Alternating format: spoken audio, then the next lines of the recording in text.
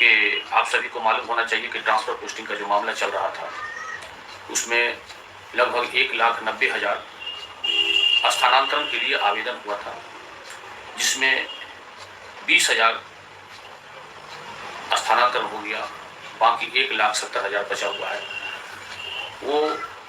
उसका भी लिस्ट तैयार हो गया है। आप धैर्य बना के रखें और जो बचे हुए 1,70,000 जिसमें विशेषकर महिलाएं, दिव्यांग और भी ज़रूरतमंद लोग हैं, उन सभी का 10 मई 2025 तक स्थानांतरण हो जाएगा। 1,70,000 का निश्चित तौर पर हो जाएगा। आशा की जाती है कि आज सिग्नेचर हो जाएगा और इस संबंध में विचार विमर्श चल रहा है। दोस्तों, आज का एक नई खबर है। बिहार सरकार शिक्षा विभाग के अपर मुख्य सचिव डॉक्टर एस सिद्धार्थ साहब ने बिहार के तमाम जिला शिक्षा पदाधिकारी को एक चिट्ठी इशू किया है, जिसमें शिक्षकों का कुछ शिकायत मुख्यालय गया है कि जो स्थानीय निकाय हैं या स्थानीय नियोजित शिक्षक हैं वो हाजिरी बना करके अपने घर चले जाते हैं, पार्टी पॉलिटिक्स करते हैं चौक चौराहे पर।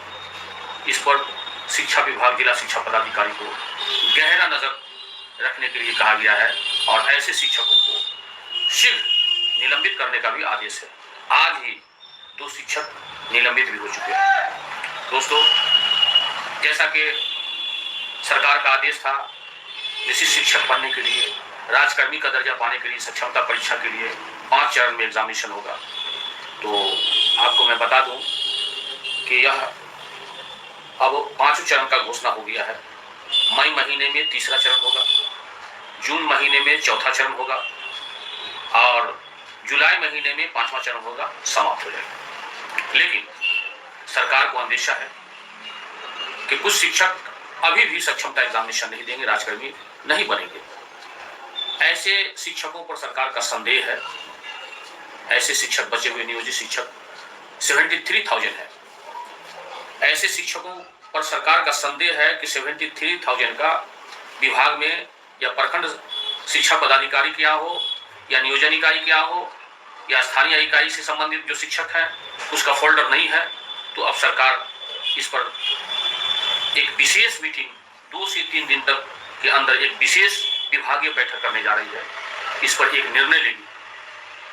दोस्तों, ये एकदम टैलेंट न्यूज है कि अभी भी 73,000 शिक्षक एग्जामिनेशन नहीं देना चाहते।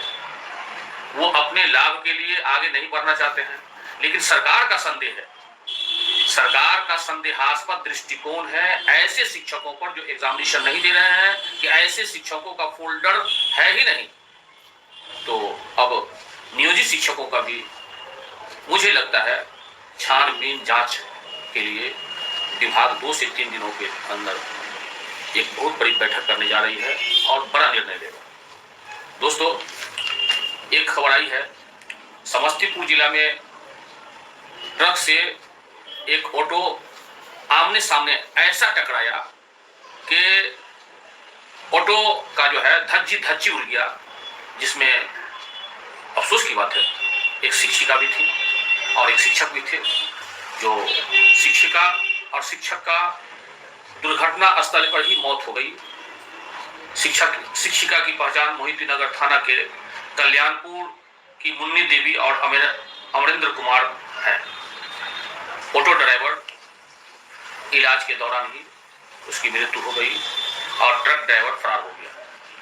दोस्तों, एक आखिर सरकार के नजदीक में ये मांग करता हूं माननीय नीतीश कुमार से, क्योंकि ये रायन फैमिली चैनल हमेशा शोषित पीड़ित के लिए आवाज उठाता है। शिक्षा सेवक तालीमी मरकज जो है, इसमें बहुत सी महिलाएं हैं, टीआरपी में ही महिलाएं हैं। तो ऐसे शिक्षिका को विशेष आकस्मिक अवकाश भी 2 दिनों का महीना में दिया जाए, क्योंकि जब शिक्षकों को या कोई भी शिक्षक है या बिहार सरकार के कोई भी कर्मचारी हैं, महिलाएं कर्मचारी हैं, उनको महीना में 2 दिन एसएल मिलता है, तो शिक्षा सेवक तालीमी मरकज की भी महिलाएं को मौलिक अधिकार है 2 दिन का एसएल देने का।